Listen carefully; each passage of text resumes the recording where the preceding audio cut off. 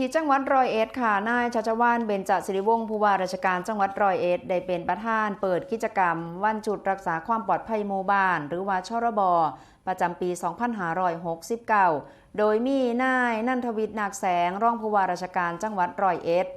นายไพโรจน์จิตจักรปลัดจังหวัดร้อยเอ็ดพร้อมด้วยข้าราชการทหารตำรวจหัวหน้าส่วนราชการนายอำเภอทั้ง 20 อำเภอ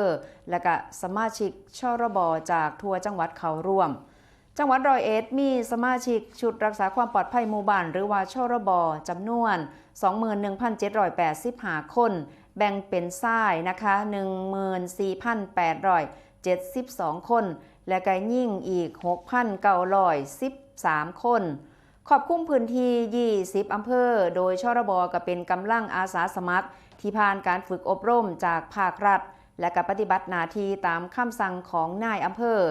เฮ็ดหน้าที่สนับสนุนภารกิจของฝ่ายปกครองและก็เจ้าหน้าที่ภาครัฐในการรักษาความสงบเรียบร้อยสร้างความปลอดภัยในระดับหมู่บ้านและก็ชุมชน